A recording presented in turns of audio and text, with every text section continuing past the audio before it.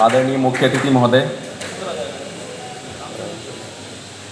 आज इस कार्यक्रम में शरीक हुए हमारे अपने बच्चे, उनके अभिभावक, सबसे पहले आप सबको गणेश चतुर्थी की हार्दिक शुभकामनाएं। Thank you. मैं काफ़ी आभारी हूँ अपने पुलिस डिपार्टमेंट का, जिन्होंने मुझे ये सौभाग्य प्रदान किया है कि मैं आज आपके सामने नशे को लेके जागरूकता वाला जो अभियान है उसमें आपसे संवाद स्थापित कर सकूं।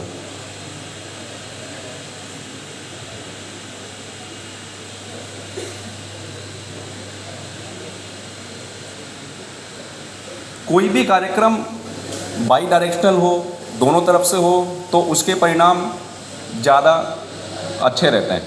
आज मुझे आधा घंटा दिया गया है कि इस प्रोग्राम में मैं अपनी साइट्स के माध्यम से, अपनी कथनी के माध्यम से एक प्रकार से एक जागरूकता पैदा करने की कोशिश करूं और नशे को लेके हमारे जो भ्रम हैं, हमारी जो भ्रांतियां हैं, उन पे हम कम से कम बात करने के लिए रेडी हूँ। सबसे पहले इस चीज़ को लेके स्टिग्मा इतना है कि हमारे परिवार में अगर कोई इससे सफ़र भी करता है तो हम बात भी नहीं करना चाहते। हम काफ़ी हद तक नशे को जिम्मेदार समझ लेते हैं, लेकिन ये भूल जाते हैं कि हमारे घर का जो माहौल है या आसपास का जो माहौल है, उसमें अगर हमारा बच्चा किसी परेशानी में आ गया है तो सीखेगा कहाँ से वो सब चीज़ें। सबसे पहले बच्चा अपने परिवार से सीखता है। मैं ये नहीं कह रहा कि हर परिवार में नशा होता है, माहौल से सीखता है। मैं ये नहीं कह रहा कि हर माहौल में नशा खराब है तो बच्चे की जिम्मेदारी नहीं है, लेकिन ये समझना चाहिए कि नशा अगर समाज में कुछ चीज़ें भावनाओं के लेवल पे कनेक्टेड नहीं है, परिवार भावनाओं के लेवल पे कनेक्टेड नहीं है, बच्चे अपनी बात अगर अपने माता पिता को नहीं बता पाते हैं, अपना गुस्सा अगर एक्सप्रेस करते हैं तो क्या करते हैं? गुस्सा एक्सप्रेस करना गलत बात है। तुमने अगली बार गुस्सा किया तो तुम्हारी पिटाई होगी। ये क्या बात है? क्यों गुस्सा कर रहे हो? ये क्या तरीका है गुस्सा करने का? क्या हम कभी अपने बच्चों से बात करने की कोशिश करते हैं कि भाई बैठ, बात क्या है ये तो बता, किस बात पे तुझे गुस्सा आ रहा है ये तो बता, अंदर क्या तेरे मन में बातें चल रही हैं ये तो बता। ये सब चीज़ें आगे जाकर इसका परिणाम हमारी समझ से इतना ज़्यादा बाहर होता है कि डायरेक्ट इम्पैक्ट हम देख नहीं पाते, और 1-2 साल बाद पता चलता है कि हमारा बच्चा नशे की आदत में पड़ गया है। फिर हम नशे को कोसते हैं, आसपास के माहौल को कोसते हैं, उसके दोस्तों को कोसते हैं। किसी भी कंडीशन में बायोलॉजिकल फैक्टर, दिमाग बहुत ज़रूरी है किसी भी व्यवहार को आगे बढ़ाने के लिए, लेकिन साथ ही साथ साइको सोशल फैक्टर, हमारे समाज का ताना बाना कैसा है, हमारे समाज आपस में कितना हार्मनी से रह पाता है, सौहार्द से रह पाता है, एक दूसरे से बात करने के लिए हम कितने ज़्यादा ओपन हैं, इन चीज़ों पे भी काफ़ी हद तक डिपेंड करता है। इसी क्रम में सबसे पहले कि नशा होता क्या है। कोई भी ऐसी ड्रग जो दिमाग पे काम करे वो नशा होती है। चीनी दिमाग पे काम नहीं करती। दिमाग को या जो हाई करे वो नशा है, जो लो करे वो नशा है। तो जो दिमाग को हाई करते हैं उसमें कोकेन, एम्फेटामिन, निकोटीन, ये नशे हैं कि ये कुछ ज़्यादा ही इस लेवल से दिमाग को ज़्यादा स्टिमुलेट करते हैं कि वो दिमाग के लिए हानिकारक होता है। आप ये समझिए, अगर गाड़ी को हम बहुत ज़्यादा एक हाई स्पीड में चलाएं तो इंजन ख़राब होने के चांसेस होते हैं। तो ये वैसा ही है, दिमाग ज़्यादा काम तो करेगा, लेकिन मनुष्य का दिमाग उन सब चीज़ों को झेलने के लिए पैदा नहीं हुआ है अब तक दिमाग इतना इवॉल्व नहीं हुआ है कि इतने ज़्यादा स्टिमुलस को झेल सके। उसी तरह कुछ डिप्रेसेंट भी होते हैं जो दिमाग को रिलैक्स कराता है, कहने को तो रिलैक्स कराता है, लेकिन आगे जाके धीरे धीरे उससे नींद की समस्या, बेचैनी, घबराहट और अवसाद, जिसे हम डिप्रेशन बोलते हैं, वो भी आ सकता है, क्योंकि वो इतना डिप्रेस कराएगा ब्रेन को कि डिप्रेशन के बच्चे शिकार हो जाएंगे, जिसमें अल्कोहल है, हेरोइन है, बेंजोडाइजेपिन है, इनहेलेंट है। इनमें इंपॉर्टेंट है कि स्ट्रीट में ये कुछ नाम से चलते हैं। जैसे हेरोइन का जो स्ट्रीट नेम स्मैक, ओपियम, डोडा, अफीम, ब्राउन शुगर, नंबर 4 जहाँ मैं पहले मणिपुर में काम करता था, वहाँ पे ऐसा होता था कि जैसे स्ट्रीट में अगर किसी को लेना है तो वो इस तरह से पैर ऐसे कर देता था। तो काफ़ी लोगों को इस तरह से स्ट्रीट नेम प्रचलित में आते हैं, और ये चीज़ें मैं आपको इसलिए बता रहा हूँ कि आगे जाके आपको अवेयर रहना है कि आसपास अगर ऐसी कोई चीज़ें हो रही हैं तो उसमें आप समाज को योगदान करें और किसी जिम्मेदार इंसान को उसके बारे में बताएं। वो जिम्मेदार इंसान, किसी भी समाज में जिम्मेदार इंसान को ढूंढने के लिए बहुत दूर नहीं जाना पड़ता। घर के बड़े बुजुर्ग, आसपास के भाई बंधु होते हैं, आप उनसे जाके संपर्क कर सकते हैं, ये बता सकते हैं कि ये चीज़ें आसपास मैंने देखी हैं और इसका मुझे थोड़ा डाउट लग रहा है, आप एक बार अपने तरीके से बात करने की कोशिश कीजिए। इनहेलेंट ऐसा नशा है, 18 साल से कम बच्चों में ये नशा बहुत ज़्यादा पाया जाता है। ऐसा क्यों? 18 साल से ऊपर अगर कम वाला बच्चा अगर शराब की दुकान पे शराब मांगे जाएगा तो ऑब्वियसली उसे भगा दिया जाएगा, लेकिन वो जाता है अगर वो नशे की आदत में पड़ा हुआ है, उसने आसपास ये चीज़ें देखी हैं, कुछ लोग पन्नी कर रहे हैं, कुछ लोग फेविबॉन्ड को पन्नी के थ्रू सूंघ के अपने शरीर के अंदर भेज रहे हैं और उससे उन्हें एक तरह का नशा उत्पन्न हो रहा है, और इस टाइप की चीज़ें सीखता है तो वो सीधा जाएगा परचून की दुकान पर जाएगा कि मम्मी ने फेविबॉन्ड मंगाया है, मम्मी ने आयोडेक्स मंगाया, या फिर कोई वो नेल पॉलिश को साफ़ करने वाला जो थिनर होता है वो मंगाया है। कोई इंसान ये समझेगा नहीं कि इस उम्र में बार बार थिनर क्यों लेके जा रहा है, वो परचून की दुकान वाला उसे ये चीज़ दे देगा। अब वो बच्चा अगर गलत संगति में पड़ा हुआ है, उसी वजह से अगर वो सब लेने जा रहा है इन चीज़ों को, तो जाएगा, एक पॉलीथीन लेगा, उसमें रखेगा और नाक बंद करके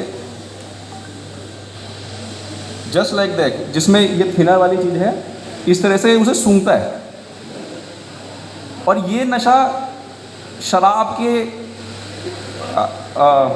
बीड़ी के नशे से भी बहुत ज़्यादा खतरनाक नशा है। ये आप ये समझिए, जो चीज़ मानव शरीर के लिए नहीं बनी हुई, जैसे इसमें मशीन का तेल, आयोडेक्स, कुछ लोग जो शू पॉलिश होती है उसे ब्रेड में रख के खाते हैं नशे के लिए। अब ये जो चीज़ शरीर के लिए बनी नहीं है वो शरीर के अंदर जा रही है, तो किस किस अंग पे कैसे कैसे नुकसान पहुंचाएगी, और उस बच्चे के लिए जिसकी अब तक ब्रेन विकसित ही नहीं हुआ है, तो ये समझ से भी परे है कि इस चीज़ को लेके बच्चे का कितना कितना नुकसान हो सकता है।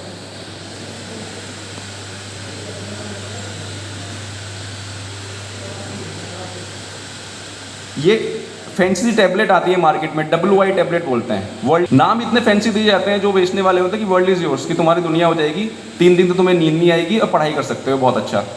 स्टूडेंट को ये बोल के दी जाती है कि एग्जाम से पहले तुम्हें नींद नहीं आएगी, 2 दिन तक बहुत कंसंट्रेशन बनेगा। वही देखिए, आज इस स्लाइड के माध्यम से मैं आपसे संवाद करने की कोशिश कर रहा हूँ। गांजा, कैनाबिस, हैश, सुल्फा, इसका प्रचलन भी इस एरिया में बहुत ज़्यादा देखा गया है। अब बात ये है कि नशा जिंदगी लेता है, और कुछ स्टैट्स हम आपके सामने रखना चाहते हैं कि पिछले जो तंबाकू की वजह से है, 50 लाख पॉपुलेशन ईयरली डेथ हुई है तंबाकू की वजह से, और ये डेथ 2020 तक आगे और इससे आगे डबल हो गया। मतलब 1 करोड़ पॉपुलेशन ऐसी है जो टोबैको रिलेटेड, सिर्फ टोबैको जो इजीली अवेलेबल है उसकी वजह से 1 करोड़ लोग के करीबन ज़िंदगी जा रही है। एल्कोहल 25% जितनी डेथ होती हैं 20 से लेके 39 साल की उम्र में, वो एल्कोहल की वजह से होती है। सर ने भी आज एक एग्जाम्पल के थ्रू आपको एक भावनात्मक लेवल पे जोड़ने की कोशिश करी है कि उन्होंने बड़ा अच्छा डिपिक्शन दिया था, मैं सुन भी रहा था सर की बात, कि 2 बच्चे हैं, एल्कोहल के इम्पैक्ट में दूसरे को धक्का दे दिया। तो ये सारी डेथ 25%, मतलब हर 4 में से 1 बच्चा किसी न किसी नशे की वजह से डेथ का शिकार हो रहा है।